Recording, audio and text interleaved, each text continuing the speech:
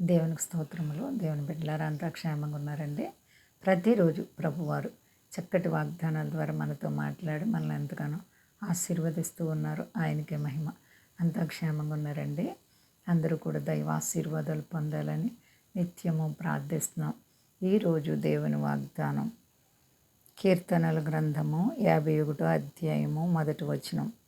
దేవా, నీ కృప చెప్పున నన్ను కరుణింపుము, నీ వాత్సల్య బాహువును చెప్పున నా అతిక్రమములను తుడిచివేయుము. దేవునికి మహిమ కలుగును గాక. ఎంత గొప్ప వాగ్దానమో చూడండి. దేవాతి దేవుడు ఆయన తన పిల్లల ఎడల కరుణ చూపే దేవుడు.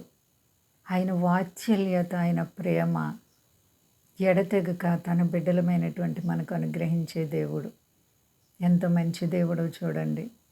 మరి మన జీవితాలని ప్రభు యేసుక్రీస్తు వారి సన్నిధిలో నమ్మకత్వంగా సమర్పణ చేసుకుని ఆయన బిడ్డలుగా మనము జీవిస్తే ఆయన తన వారిని ఎప్పుడు కూడా విడిచే దేవుడు కాదు అండి. ఎంత గొప్ప దేవుడో చూడండి.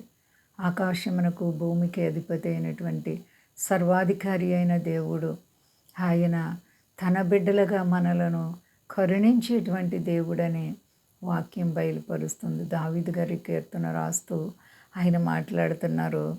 దేవా, నీ కృప చెప్పున నన్ను కరుణింపుము.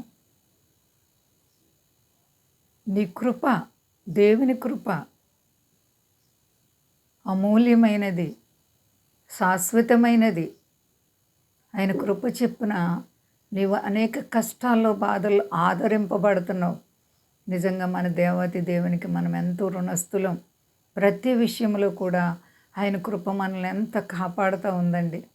రండి, ఎంత గొప్ప దేవుడండి మన ప్రభు అయిన యేసుక్రీస్తు వారు. ఆయన వాత్సల్యత, ఆయన ప్రేమ నిన్ను బలపరుస్తూ ఉంది. పడిపోయిన గోతులో నుంచి నేను పైకెత్తే దేవుడు, నీ కష్టకాలంలో నిన్ను ఆదరించు దేవుడు.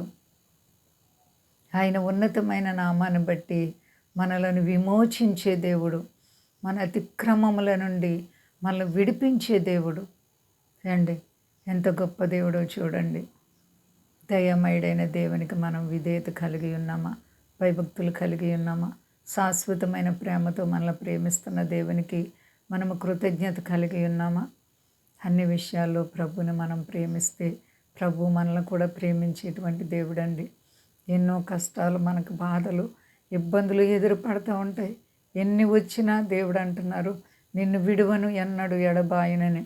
ఆయన ఎడబాయిన దేవుడు, ప్రేమ కలిగిన దేవుడు. కాబట్టి కృప, జాలి, దయ కలిగిన మన దేవాతి దేవునికి ఎల్లప్పుడూ కూడా విశ్వాసాన్ని కలిగి నడుచుకుందాం. సాతాను ఎన్నో అగ్ని బాణాలు వేస్తూ ఉంటాడండి. కానీ దేవుడు తన ప్రజల పట్ల విమోచించే దేవుడు, తన ప్రజలను కాపాడి భద్రపరుచుకునే దేవుడు. కాబట్టి మనలో ప్రతి ఒక్కరము కూడా దేవునికి విధేయత కలిగి లోపడదాం. ఆయన ప్రేమకు మనము ఎల్లప్పుడూ కూడా అవిధేయులం కాక విధేయత కలిగి ఆయన బిడ్డలుగా జీవిస్తే నా సమస్యల నుండి విడిపించి అన్ని విషయాలు ఆదుకుని కాపాడే దేవుడు. ఏ విషయంలో ఎవరు భయపడకుండా అంతా క్షేమంగా ఉన్నారండి. ప్రార్థించుకుందాం.